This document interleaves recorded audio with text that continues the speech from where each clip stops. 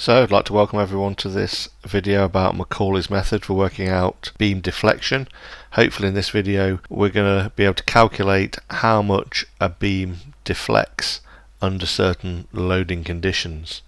So let's have a look at a beam. Well, we've got a beam here, a ruler between two cans of Coke, and we're going to apply a force to it, and obviously it deflects. Now if we look at maximum deflection, move my hand and then we could measure how much it deflects. But what about if we apply a force at a different point that actually, although it has maximum deflection has moved slightly toward where the load is, maximum deflection is still quite close to the middle. And this is because this beam forms a curve, and this curve needs to be the biggest radius possible because that gives the least amount of stress. As we know from our maths, all curves can be represented with polynomial equations, but let's first think about what three things will affect how much a beam deflects. The first thing is bending moment, the amount of forces, their distribution where they are on the beam, and how long the beam is. The second is the material we use, or the strength of the material, and we define the strength of the material using Young's modulus. And the third thing is the orientation of the actual section itself. So if we think about our ruler and Coke cans, then if we place that ruler on its side rather than flat, it'd be significantly more stiff and resistant to bending if we put it that way round. And we represent this with the second moment of area. Now these three things interact to form an equation which describes the bend. So we've got the second derivative equals m over EI. This equation makes perfect sense because the more bending moment we have, m, that's going to cause more bending, more deflection. And the two things on the bottom there, E and I, that's Young's modulus and second moment of area, the higher these two things are, the less it's going to want to bend. Stronger material is not going to want to make it bend as much, and a better cross-section or better second moment of area is also going to resist bending. The reason Macaulay's method is so useful is because he makes some assumptions about this equation that allow us to use it in a far more simplified way. So I always think the best way to learn is to have a go at an example. So let's have a go at an example now. So let's look at a problem. We've got a beam, we've got two loads and two reactions. Nice numbers really, because we've got 1, 1 and 1, a 3 metre beam. This is going to be quite straightforward. We'd expect maximum bending to happen somewhere in the middle, probably more toward the 120 kilonewton because it's much bigger than the 30 kilonewton. And we're also going to give ourselves the stiffness coefficient, which is the product of Young's modulus and the second moment of area. These are both factors which will resist bending and make it stiffer, so bigger numbers there are going to make it less likely to want to bend.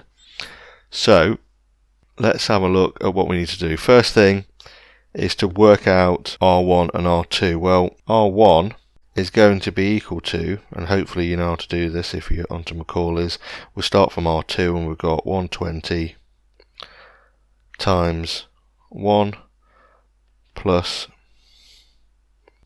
30 times 2 equals R1 times 3. This is going to equal R1 equals 180 over 3, which equals 60. So we'll work out R2 next. R2 is, we're going to start from R1, so we've got 30 times 1 plus 120 times 2 equals R2 times 3. So R2 will equal, that's going to be 270 over 3, which equals 90. So R1 and R2, 60 and 90. 60 and 90 add up to 150, and if we look at the two forces pushing down, 30 and 120, they also add up to 150, so that's a good check to let us know that we're in the right ballpark. So what we've put in here as well is this red line you may have noticed. This is we're going to be using our generalized formula around a point X. We're going to calculate everything, the bending moment, around this point X, which will give us a generalized formula which we can apply to any point along the beam. The reason it needs to be this far away from R1 is because it needs to include these two loads when we're doing the calculation, but it is an arbitrary point. It does need to be that far away though to include the two downward forces. So we know that our formula says that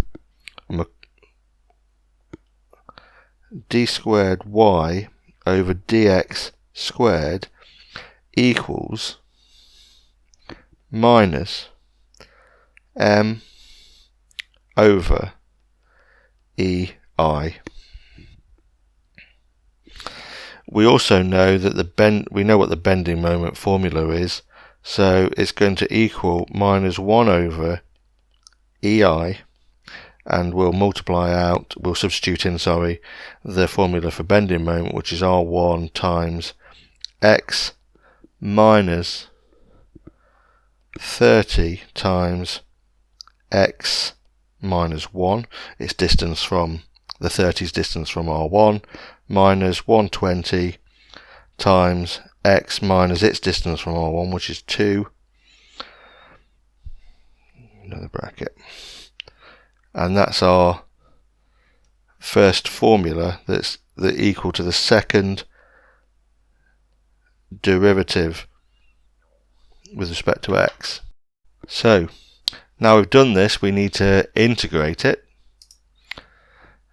So our integral would give us dy by dx. We've gone from the second derivative to the first derivative, and that's going to be equal to minus 1 over ei. They're constants, they don't need to be integrated. And we've got r1 times x. Well, x becomes x squared over 2 minus 30 times x minus 1. Now Macaulay says rather than integrate just the x, we integrate this whole term. Minus 120, same rules apply here, x minus 2 squared over 2, and then we need a constant of integration. We normally call it in maths c, but on this occasion we're going to call it a, because we're going to have another constant of integration in a minute when we integrate again, so it makes sense to go alphabetically. So that's basically our slope. That's going to be the angle at any point along the beam when we find out what some of these variables are. So now we're going to integrate again to get deflection. This will give us y, how much the beam is deflected by, and if hopefully when we get a bit further down and sort some of these formulas out, we should just be able to plug a value of x in and it will give us how far the beam's deflected at that point. So 1 over ei, and now integrating again we get r1 times x cubed over 6, because the 3 multiplied by the 2, 30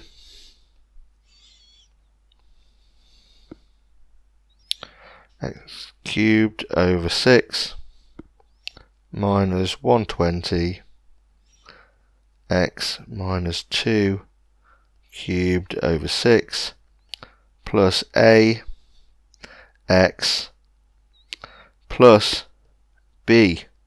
We've got another constant of integration in there. So these are the two formulas that are quite valuable to us. This one will give us the slope, and this one will give us deflection. But clearly we don't know enough about them. We don't know what A or B are here, so we need some way of working out what's going to happen. Well, we can take advantage of a couple of things that are unique to the beam.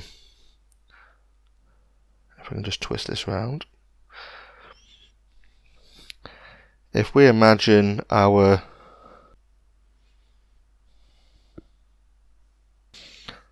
beam, if we imagine a very exaggerated view of the curve,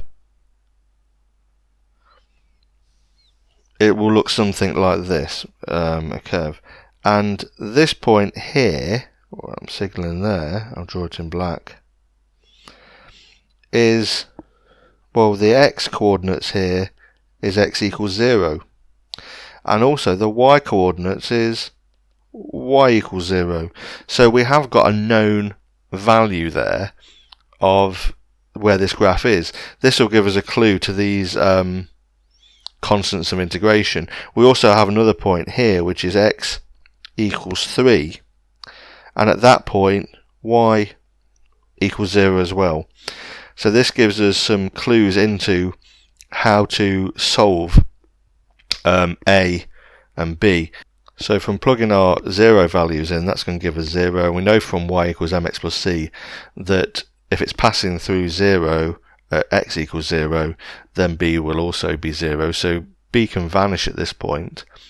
What we do need to think about is what about this ax? Well, the ax can be dealt with through this here. This x equals 3 and y equals 0.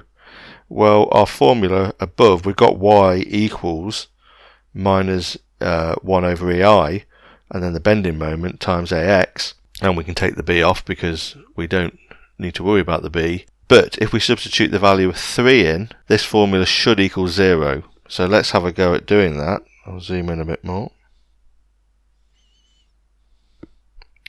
So looking at our formula above, we've now, rather than saying y, we're going to say 0 equals minus ei.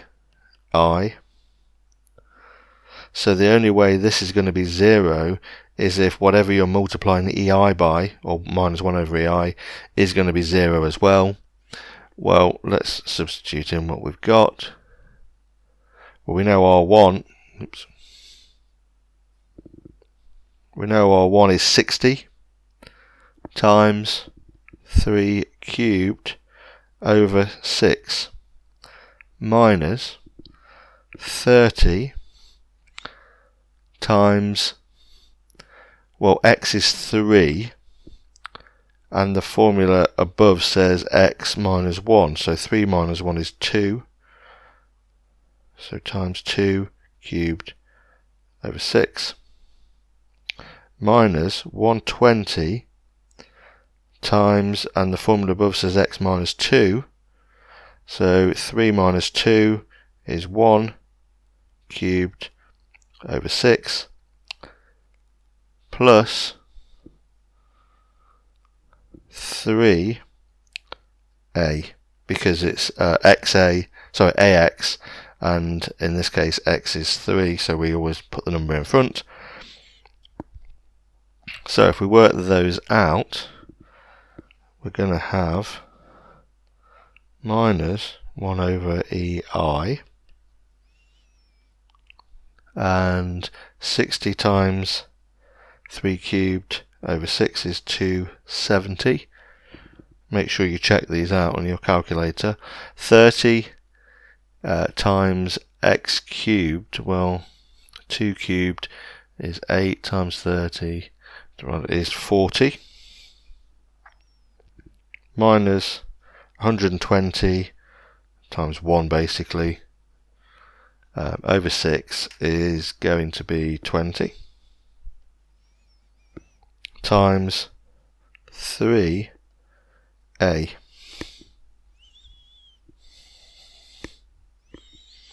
And if we just go a bit further down, we go through it step by step, add all these together, we get 210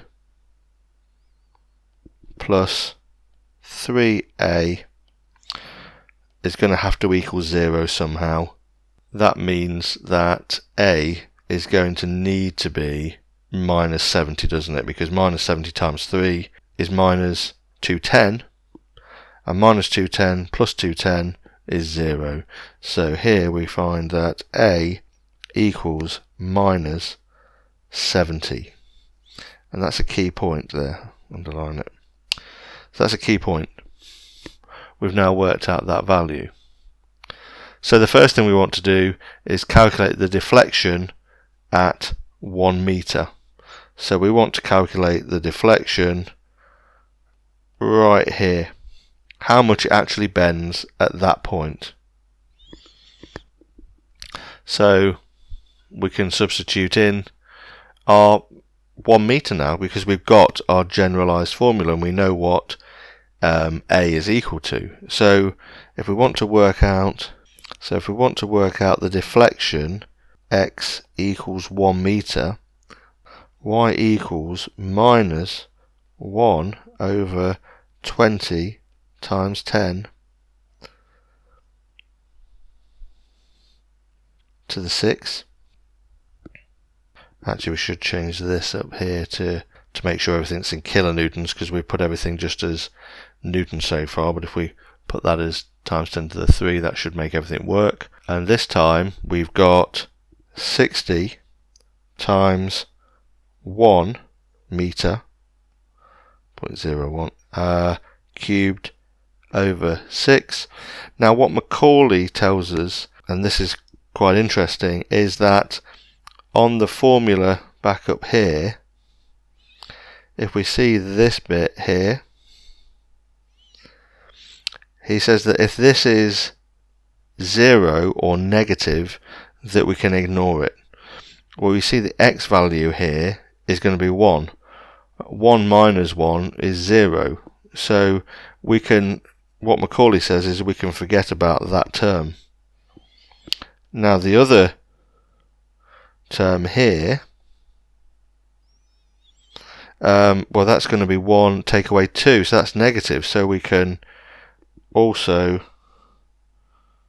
I'll put that in the same colour so you know which one it is. And then at the end, we add minus 70 times 1. I'll put that there, and I'll put an add in front of it. Okay. And that comes out, if you do the calculation, as 3 times 10 to the minus 3 meters, or 3 millimeters. So under that 30 kilonewton load, we see a deflection or a movement down of 3 millimeters. So where the 30 kilonewtons was, we see a deflection of 3 mil. So that means somewhere in the middle the deflection should be bigger. But also one of the things we wanted to work out is what was the slope at that point. Well, if we want to work out the slope at x equals 1, then we need to use the formula dy by dx equals minus, we'll put the values for EI in because we'll do the full calc.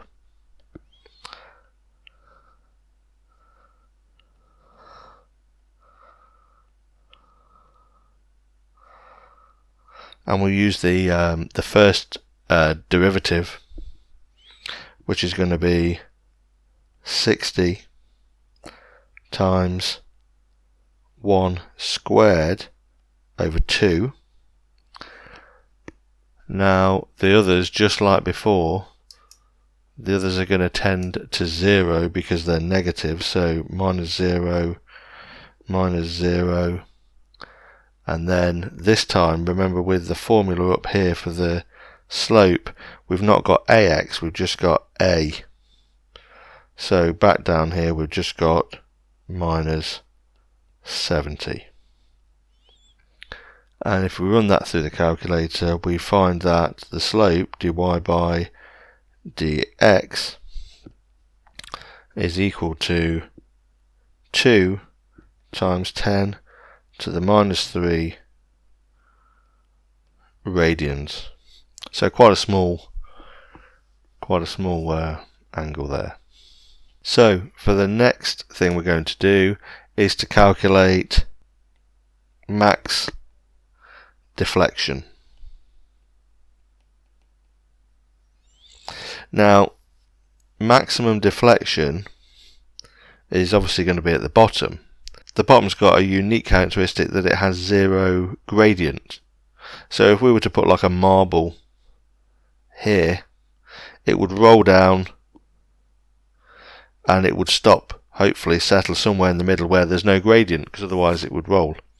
So what's useful about this is that we know that where max deflection happens, that the gradient has to be 0. So if we look at the bending moment part of the first derivative, well, that's equal to, and let's try and get rid of some of those fractions, 60 x squared, that's our 1 times x squared. It's normally over 2, but we're going to deal with that later, the over 2 bit. 30 times x minus 1 squared. We know the next bit, because it's somewhere between the two, is going to be 0, and if then we do minus 2 times 70, that 2 gets rid of the fraction earlier on. We know this has got to be equal to 0 to satisfy the 0 gradient at the maximum bending moment. So what we can do is we can solve this. This unfortunately would come out as a quadratic equation though, so let's first of all we need to multiply out that bit. Well, if we multiply that out, we get x squared minus x plus 1. And if we apply the 30 to it, we're going to get 30x squared minus 30x minus 30x minus 30. So we can simplify this down a little bit more. These two terms, minus 30x and minus 30x, will become minus 60x. So we get 30x squared minus 60x minus 30. So we can substitute that back into our equation up there and multiply out the 2 and the 70, which will give us 60x squared. Now we're going to substitute in what we just got there, so minus 30x squared minus 60x minus 30 minus 140, that's the 2 times 70, equals 0.